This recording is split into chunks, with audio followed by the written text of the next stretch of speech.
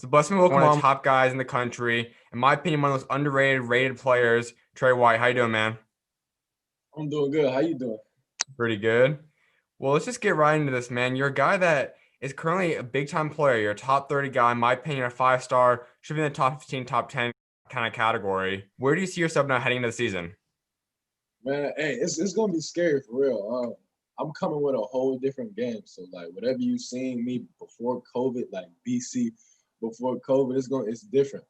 I'm coming with a whole different mindset. Like everything just got better. I took time to like take care of my body. Like I pass different, I play D different, I read the court different. It's scary now. And I feel like whenever we get a chance to play AAU or school ball, it's gonna be real scary. That's the Sure. thing about you. I consider you more of a point forward kind of guy. I know people list you as small forward, but you can dominate the 1 to 3 at a high level. Discuss your game and how you like to be able to kind of mold into that point forward kind of role. Um, I just feel like winning carries. You know what I'm saying? Like even like after basketball, they're gonna like, oh, he's a winner. Like he goes hard. So I feel like doing whatever you need to do to get your team a win. If that's me playing the post and me just rebounding and blocking shots, Mhm. I'll get 10 and 12 every night. But if you want me to facilitate, and that's what we need, if my teammates can't break the trap, I can just see over the trap and just break it like that. I'll do that. If they want me to score, that's my role. I'll do that. And my coach put a lot on me this year, and I salute him for that. But I think we're ready. It's gonna be a great season. I want to discuss you because you're a guy that feels underrated. I know you're ranked in the top 30 in all things, but you once were in the top 20.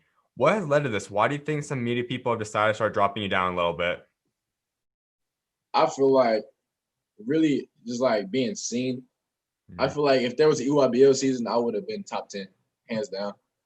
And then I would have worked my way.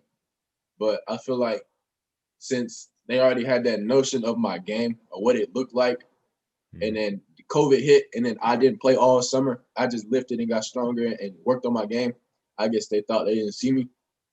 But if you ask all the players, I got respect from them. That's all that matters, really. I want to go through your high school career. We'll lead up to this upcoming season a little bit, but you're a guy that comes in as a freshman in Texas with RJ Hampton. What was that first freshman season like? Man, that was crazy. That was real crazy.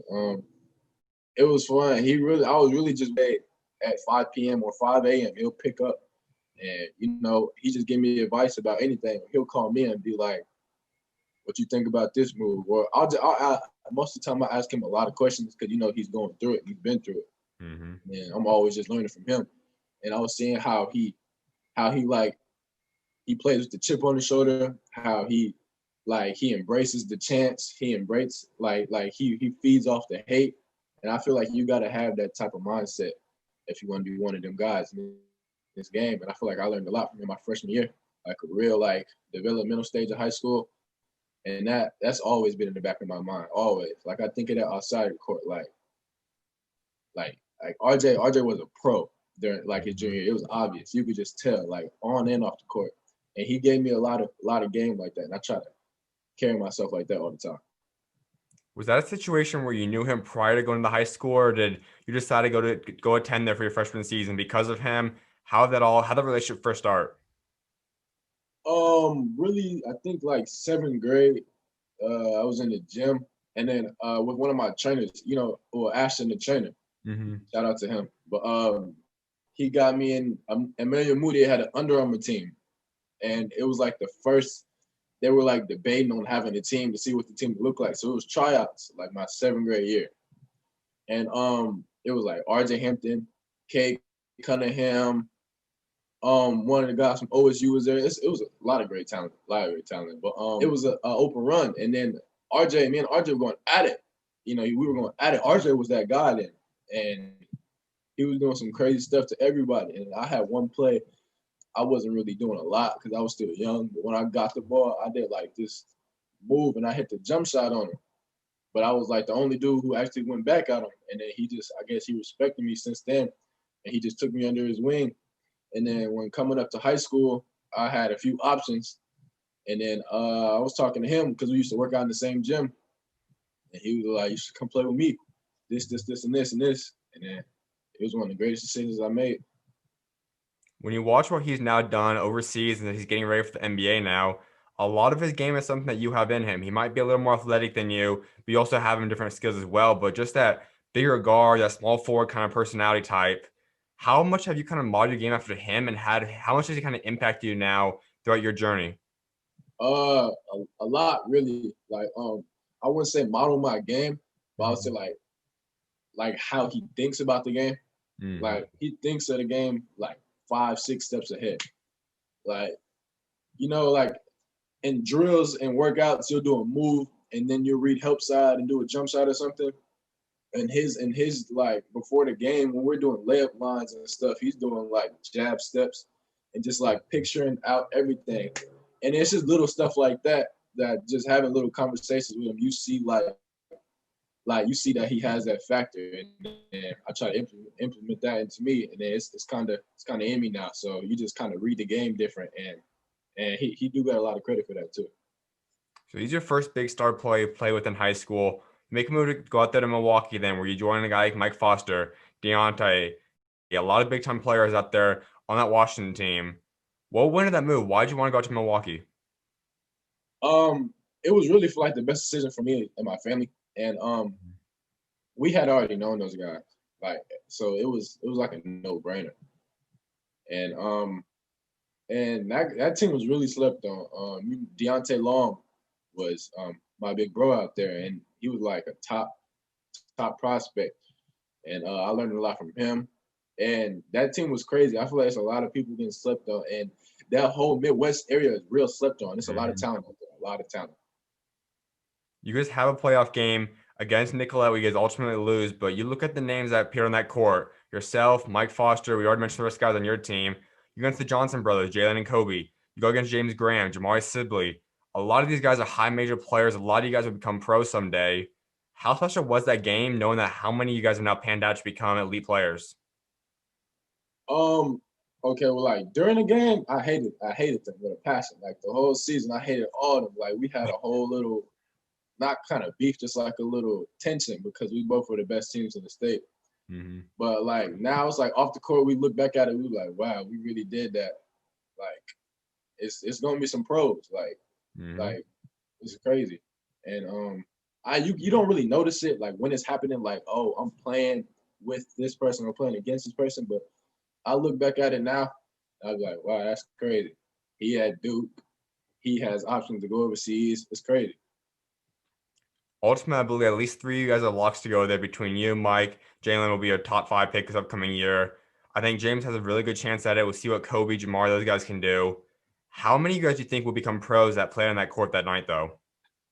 Um, I'm not. I'll say, man, it's too many. I say Mike, me, Jalen, for sure. Mm-hmm. Um, James looking nice. Mm-hmm. He been out there working. I've been watching. He looking real nice. I think he has a chance. That's four. Keontae has a chance for sure. He's so smart. He just so slept on. And once he builds into his body, he gonna be a monster. I know it. And he got that mindset too to keep working. That's five people. That's half the court right there. And Kobe is a dog. And he played defense now too. He grew. Mm-hmm. And it's just like I feel like it's gonna be more people even coming out that game. It may not be soon, but it's just like everybody could really play. It's just like time will tell. Then after those guys, you move back out to Texas for a little bit. You go to Cornerstone, play Jerrell Colbert, Austin Nunez, and those guys. Why did you decide to go back to Texas? Well, something went down with like the rules with MPS, that's Milwaukee Public Schools, Mm-hmm. and it was like the best thing to just go back, just for me and my family and everything. And when I met them guys though, it was like an automatic bond. Like it was nothing but it was like college because we traveled so much. We'll come back to school for like 3 days and then be gone for another week and a half. And when you being gone on the road, you like get a bond with your brothers, and Mm-hmm. them gonna be my guys for life. I can call them at any time of the day to pick up Austin. I'll call him anytime he's gonna pick up Jerrell for sure. I can go stay with Jerrell. That's my guy. And it's just like the whole team. It was just a different vibe. Like you have a team and like a brotherhood, but that was like family. It's like you could really just sit back and be yourself. And then we go at it so much in practice because like we compete so much in the games. It was nothing because it was like we didn't dog each other out so much. The opponent can't do nothing with us, and it was fun. And you guys were a very successful team, but you guys also were one of the younger guys. You and Austin both sophomores at the time. Jerrell was a junior at the time. If you guys stayed together and you guys were still playing this upcoming season with Jerrell as senior, you and Austin currently as juniors, what would you guys be able to accomplish together? Man, that's crazy. I don't even know because just over COVID, both of their games has really like increased by a lot. Austin has got more athletic, more stronger. Jerrell's filling out his frame. He's starting to see the game more. Hmm. And I feel like, I don't know, I feel like we could have been a top 5 team, to be honest. Take us through last year. We know it ended a little bit rocky. Team ended up with only 6 guys or so. What went into that happen in the end of the year? Really, it was some things going down with the school where like the prep program that we were, like the prep team, like that got shut down by the school because of like funds and stuff like that. So the prep kind of lost their deal. So the same thing that kind of happened with Huntington Prep. Mm-hmm. So that kind of happened with us, and then we just had to look at my options, and I had to figure out somewhere where I could really just be stable, you know. And then I found that place here at Rebay. I'm glad I did. We'll get into Rebay in a second, but you look at all this movement. You've been in Texas twice. You've been out in Milwaukee. You're out in California now. How have you adjusted all this movement? Also, how has it helped benefited you now developing both on and off the court? It definitely put a chip on my shoulder because when you move around a lot, people tend to forget. They forget easy. People forget easy. So Mm-hmm. people forgot me a lot, and then that showed me like I used to play to like show people like I'm I'm Trey, but now like I've been moving around a lot and I've been seeing people forget. They're gonna forget anyway. People forgot who Michael Jordan was, so they're just gonna forget anyway. So having that chip on my shoulder to prove to myself, not to anybody else, that like wherever I go, you still gonna know who Tre White is. That's how I'm feeling this upcoming season, and I feel like it's gonna be noticed on the court. I think that is the biggest reason, as we discussed earlier, the ranking slip a little bit because I think a lot of guys stay home or at least stay semi close to home for a while and you kind of have that hometown support. How has that grown you up, just kind of having that chip on your shoulder? How has that helped you on the court? Oh, well, yeah, it was, of course, that helped a lot. But first of all, I still had like my family, yeah. But that chip on my shoulder, it definitely like it's still growing. Like to this day, I feel like even when I could complete my high school career, I feel like I still won't get my respect that I feel like I need, even if I end up being number one in the country because I moved around so much. I feel like if I were to stay at one school and dominate it over time, it would have been a no-brainer. But it's all good. It fuels me in the gym. I think about what they say I can't do while I'm lifting, what they say I can't do while I'm in class. I'm thinking they doubted me and all of that. And then on the court, it's just like, just let it all out. It's going to be real scary. If you go back to your freshman year, would you rather have found one school, rather it be Little Elm or Milwaukee, Washington or Rebay or any of these schools and stayed there your entire career? Or you like the path you've taken now, being able to experience all these different states and teams? Um, that's a tough question. Like the typical answer would probably be stay at the school, but I feel like I gained so much knowledge from each different styles of playing. Like RJ, his up and down style, Mike Foster, his triple threat game, his back to the basket game, Deontay Long, his leadership, Keontae, his shooting, San Antonio, Austin's shooting and speed, Jerrell, the way he reads the defense on the backside. I feel like I just pick up things from. I wouldn't really change it any other way. I know like for my career, if I would have stayed at one school, that would have helped a lot. But I'm grateful for how my story is, and I feel like at the end of my story, people are going to appreciate that even more. I know you're a high IQ guy, and you kind of just put that on display. You look at all these players you play with, and you know they're in and out of the game. You know the game style. You know how they run, how they play. Is this something that just comes natural to you, or are you really taking time to study and kind of learn the game of different players on your team? The love for the game comes natural, but like the studying into it, that's all just like will to like get better. I feel like if you know like the ins and out of what everybody does when you're on the court, it's just like I know what you're gonna do, so I'm just gonna do the opposite of it. Like I feel like that's what Kobe had over like the edge. Like he would sit down and watch film, like after film session. Like players in the NBA, they'll watch film and they'll think about it, then they'll go on the court. Kobe would do that, go on the court, and go back home and watch film. And you could tell there was a big gap in between him and the rest of the pack. I feel like LeBron is like that too. I feel like once you just break the game down and start like falling in love with the little details and stuff. My dad talks about that all the time, but falling in love with the details and stuff, it makes the game so much easier because like everybody has something good in their game. Even if they don't start, they come off the game and make a good pass or a good tip on the ball or a good euro. I take it from you. Like I'm not prideful. That was a good play. I'm gonna take it. So when people say I'm a mixed match, it's because I have like every different person's game. So if I have every situation in my bag and I think about this all day, all night, whenever I have this player on me, I have 100 different options I can do because I've drilled this into my head. So if I have a big on me, I have this type of bag and then a little guard. You know what I'm saying? Mm-hmm. I feel like just breaking it down is what it's all about. Now you've matched up against so many elite players, rather it be in high school scenarios, AAU scenarios. Who has been the hardest guy, or maybe a couple of different guys that have been the hardest to game plan or really understand the game? Probably Amari Bailey. That's my guy since we were little. But Amari, he's so different. Like he thinks different. He thinks like me. Like he doesn't think. He thinks outside of the box. Mm-hmm. So the things he does, they may look like kind of crazy. But if you think about it, like okay, so he told me once when we were when I was at his house, we were just talking about like the games and what's gonna happen this season. And then he was like, yeah, I went to the rack and I let the big man block my shot so I could see how high he jumps when he blocks shots. I'm like, what? And he was like, yeah, I bait people. I let them go block my shot. I'm like, okay. And then he said the next time down, he hit him with like a up and under because he's seeing how high he jumps. And then that just adds to like the breaking down the game film and all that stuff. And I'm like, yeah, he thinks different. And then when you just watch him play, he's thinking like 3 moves ahead. Like he'll get past you and throw the ball out so help side will reach for the ball and spin move the other way. You know what I'm saying? He's thinking moves ahead. And I feel like people who think like that are just gonna be successful no matter what, like no matter the sport, no matter the career. And yeah, he's definitely one of them people who think a little different. And I love it. I was going to bring him up because I know you guys have worked out a few times together. These are pretty close. We know the game of basketball today, we guys are constantly teaming up at different places, whether it be high school, AAU, if it's going to be in college. Is this something you discuss with him? Would it be something you guys have discussed teaming up at some level together?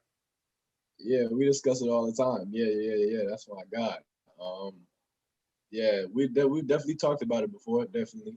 And I don't know. We just got to see what happens in the future. And we'll get into recruiting heavier in a minute, but there was one article that came out about Sky going to Kentucky now, and he's discussed a few guys he's looking at. You and Maury both in that conversation. I know you guys kind of know Sky too, being from California. What could that group do? If you have a 3 trio of you guys, you, Amari, and Sky, what could you guys do in Coach Calipari's system? Hey man, that just sounds crazy though. That just sounds like a national championship. You got Sky and Amari and me who could all play the 1 and all play the 2. But if we need be, I could just go down to the 3 or to the 4 and just go play. And I feel like defensive, like they're not, most colleges have a 1-2 punch. But I feel like if we're all together, we have a 1-2-3 punch. I feel like there's like no chance because you can't contain 3 30-point players. Like I feel like you can't do that. And all of us know how to play the game in and out. Defense, pass, like, and then we're all pass first. We can just go get a bucket when we need to. So I feel like that having Scott's trying to get Jalen Duran too. And that was in the article too. I feel like if we have a big like that too as well, that's scary, man. That's real scary. And we're going to get back into recruiting in a second, but I mentioned you are all currently at Rebay. You're playing with Tyler Powell, guys, going to Seton Hall, who I think is easily a top 100 guy, one of the most slept on guys in 2021. What's that duo like? Man, off the court, that duo is crazy. I love that, man. And on the court, since we're so like close off the court, I feel like on the court it's just like we got each other's backs. And I really feel like Tyler is so slept on. he makes high school basketball look so easy. You know what I'm saying? Like when you catch it, he just shot first, and then he'll go by you and dunk on you. And then he takes the game serious. Tyler is a real goofy guy off the court, but when he locks in on the court, everybody want to know like he locks in. Like Tyler's not playing anymore. And I feel like that's good to have. You know, he's one of my seniors, and he's gonna have a breakout year this year too. I feel like he real slept on, and we're gonna show a lot of people this year. Did you know him before you went to Rebay, or did you just create that relationship once you got there? Yeah, I knew Tyler and Barrington before I went to Rebay. I really knew the whole team before I went to Rebay, really. Because through AAU and camps and tournaments, just seeing each other, playing against each other, or playing like in the same tournament, we just, you know, just growing up, that's how you build relationships. And then when I made that move, I seen like, oh, I know these guys, like, you know, and it was just like a no-brainer, really. And this new era is starting to set foot. Now we see college how heavy it is with teaming up. We see NBA even now as the younger guys starting to get more and more into the league. But there's just chemistry you guys are forming between the camp. Like you got Pango's camp, you got all these camps every year. You've got all these tournaments. You guys are constantly seeing each other. Even if it's a guy in New York, Pennsylvania, guys on the opposite coast, you kind of know these guys to a degree. How much easier is this made kind of creating relationships and bonds? Uh, it's really easy because I could just pick up the phone and really call anybody. Like I could ask about coaches, or I could ask about like how they feeling about schools or everything, so I can know like if we could team up or like how the coaches is treating them. But it also helps with like since I know all these players, if I gotta play them, like it's gonna be like I know what you can do. It's not gonna be fair. I feel like it works both ways for me. It works for like recruiting and like going against them. Yeah, it's real nice actually. I like it. Personally, I feel like basketball brotherhood's bigger than anything else, especially when you get to that elite group, when you're talking about the elite players in basketball, and then you talk about college NBA guys. Just that brotherhood where guys are not necessarily, you don't have to be best friends, but everyone's cool with each other, respect each other. What's it truly like being a part of basketball and just kind of growing up in this atmosphere? Um, that brotherhood thing is real big to me because I feel like the ball is gonna stop bouncing one day, and having that relationship with people because you know everybody's gonna take their own path, but still having those connections with people is it's gonna come in handy in life. And I feel like just as a friend, like you just want just like different people around you though. And I feel like the brotherhood in our generation has got kind of soft though, with like Michael Jordan's era and all that. You know, they respected each other, but it was more like dog mentality. You know what I'm saying? And I feel like this era is more like kind of buddy buddy, and that's cool to have. But I feel like they don't know how to turn that switch off on the court. Mm-hmm. Absolutely. Well, let's get into your recruiting a little bit. We know you originally committed to Kansas, which I want to talk about first. That's the thing where you committed there, I think June, July-ish, you decommit December. Take us through the original decision to commit to Kansas and why that was the right school at the time. Um, it just like it was just like a huge gap, and I feel like my game really really would fit best at that time at Kansas. And I was at that time I was getting so many recruitment questions. It was like crazy. And I feel like if I just locked in on Kansas, they were the best fit. They were above everybody else on like recruiting. It was so far like a gap. I was why not? Like the way it was looking, it looked like I was just gonna go there anyway. So why not just commit and then just focus on my game and just push everything out and just focus on my game until I get there. And it was a good decision. I feel like it was a good decision for me, but I felt like I needed to open things back up really because I felt my game was going to change and I was going to become a whole different player. And it's happening now, and I feel like that was the right decision too. Is Kansas still in the mix for you? Is that a school you could still look at when you do come to commit, or is it something that kind of is out of the equation now? No. Kansas is still an option for sure, for sure. No doubt. Well, let's look at all these other schools. You have offers from all over the place, but at this point in time, who's currently prioritizing you? Who you're talking to the most? Arizona. I'm talking to Coach Miller. I'm talking to Coach Danny. I'm talking to Jason Terry. I'm talking to them like every day basically. USC. I got off a Zoom call with them. I love USC. It's so beautiful there. The coach me, I was on there with the whole coaching staff. Same with Arizona, LSU. I love LSU. I love the coaching staff. I love Coach Wade. I love Coach T. They all just showing me love and helping me with my game too, and telling me like what's happening with COVID and all of that. So those three schools, OSU, where K goes, they talking to me a lot. It's really like up in the air right now. It's really a toss. But I feel like COVID was a good chance for me to actually start like taking the school serious and starting to like look at their games and how they like just like not going off their word, going off like how they actually treating their players and all that stuff. And I'm enjoying it so far. We're gonna see what comes next. I want to get into a couple of those schools, but first, they're currently in 2022. There's a lot of rumors about potentially reclassing. If that's available, if that's what you want, is that an option for you? Are you looking to potentially reclass into 2021? It's an option for sure, but right now I'm focusing on just staying in the gym. Really, I really haven't made a decision yet. Like, it's really no decision for now. I'm locked in on where I'm at right now, but it's definitely an option. If my games keeps growing, and I feel like it will in high school basketball, it's just going to be so much more easier. If it gets to that point, then why not? What would lead to that decision if that is what you ultimately decide down the road? Is this something you want growth-wise personally for you? Is that if that's what the college wants for you? What would possibly lead you deciding to go reclass of 2021? The coaches are talking to me about that. Really me and my pops talking about it. But the biggest factor for that would be if I have like a great high school in the AAU season and I get all of my guys their offer that they want. It means like I'm getting them involved, but I'm not just passing them the ball. So I'm like, high school basketball should be so easy that I can just go score anytime. And then I should be able to get them their best shot that they want. Like I know my players, like Jerrell likes the top, like the elbow free throw and the box lob. And Austin Nunez likes the wing three and the other wing three. And RJ loves like if I'm coming down the court, he'll trail behind me. He loves that three.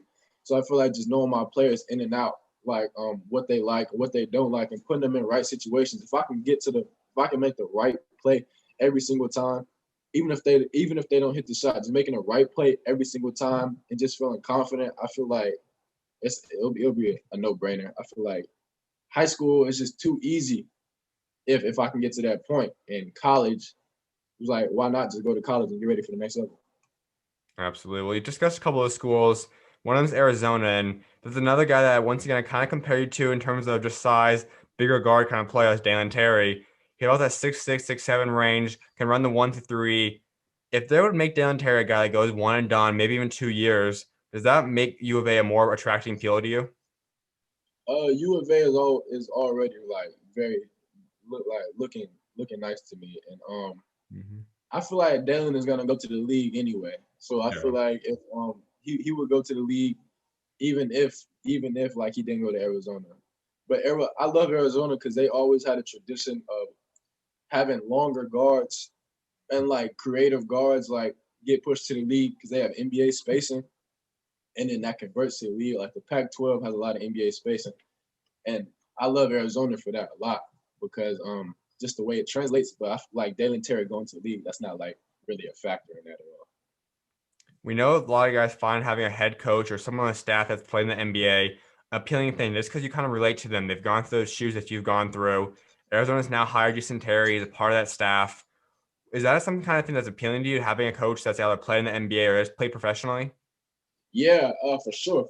Jason Terry is my guy. I've known Jason Terry since like sixth grade.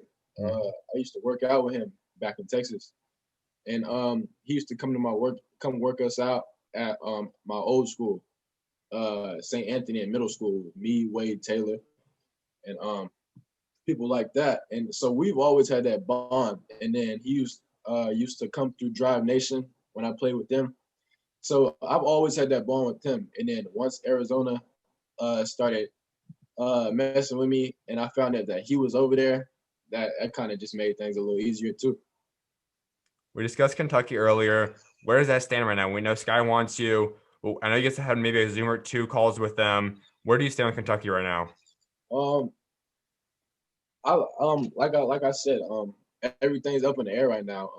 Mhm. I love Kentucky personally. I love this, not just like I love Coach, like what he does with his players, but I like more what he does like off the court. Like he's steady, like breaking everything down to you, and I love that. And I feel like the tradition there, the tradition, even though it's pushing guys to the league, their tradition is winning though. Like they like to win. Mhm. Like most of the time they win their league or they get close to it. And I feel like they just be missing like one or two pieces.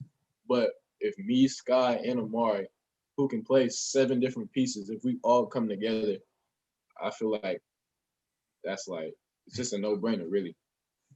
The last school I want to touch up on is USC, and their program has had a history. They're great for a long time, about a decade ago. They've been a little bit on the low for the past decade or so, but this 2020 class will change a lot of things. Evan Mobley, Jordan Isaiah Mobley, two hometown California guys, a lot of big time talent.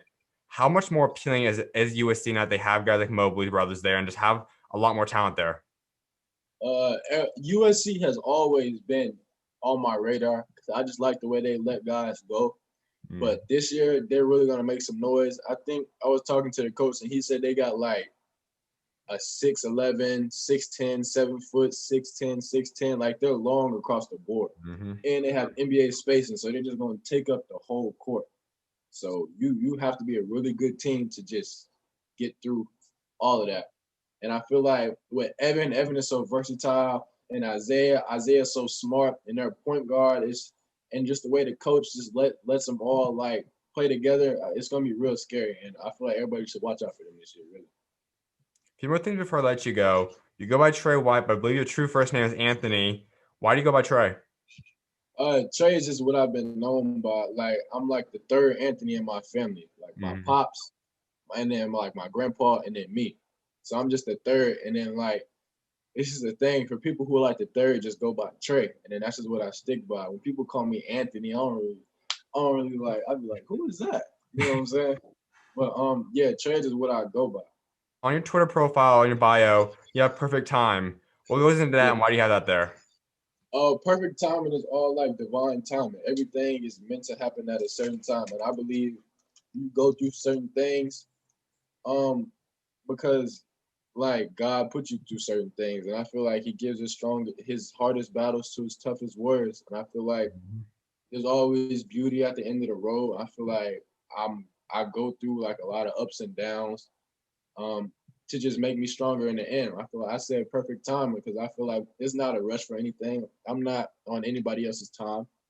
I'm not on my dad's time. I'm not on a ranking services time. I'm not on NBA recruitment. I'm not on anybody's time. It's all about me, and I feel like me just taking care of me and making sure that like, I'm staying on the right track. Everything would just fall into place at perfect time, and there's no need to try to put in other factors and just make it way more complex than it needs to be. I feel like you keep everything simple, everything will just happen at perfect time. Where's the biggest moment you've seen God show up in your life so far? Um, really just I see like every day really, but whenever I first started moving school from school to school, that was like whenever we first talked about moving from state to state, I was like, what? That don't even sound right. But and then I just trusted the plan, and I feel like everything's just working out at perfect time. I may not have been there for a long time, but I've picked up resources and people and different types of game and just breaking everything down that it all happened for a reason. And I feel like that was just like the biggest one that I can notice Mhm. because it looks like a crazy puzzle, but it's all like just beautiful to me how everything which is meant to happen and it all happened. And it's really hard to explain, but I feel like that was like the biggest thing to me. I still think about that every day. Without a doubt. My final thing for you before I let you go, I would like wrapping up discussing your legacy. So when you're done playing basketball someday, what do you ultimately want to be remembered for what you do both on and off the court? I feel like when people tend to forget like like the materialistic things of people. So like I was saying, people forget like what he had and like what he did and stuff like that. But people really like remember how he was as a person. Mm-hmm. And so I feel like me, like on and off the court. Like I always try to have a smile. If you know me, I'm always smiling and joking. I'm always trying to make somebody feel better. Like I'm not entitled to nothing. Like anything. I'm not prideful for nothing. If I'm sitting at the table just with my basketball guys, and then I see one of the kids in school who just having a bad day and will sit by himself, I'll go tell my basketball guys, let's go sit with him today.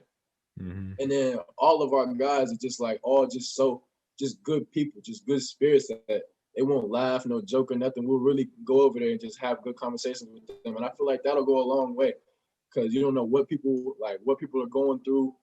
2020 is already crazy enough. So like you should just see like people are going through stuff. And I feel like even if it's just something small, you did your part on that on your end. And I feel like that you can't put a price on that. Couldn't agree more, man. Well, keep on doing your thing. I appreciate you taking time to come on today, man. Thank you, man. Anytime. Of course, you're always welcome on, man. God bless. Thank you.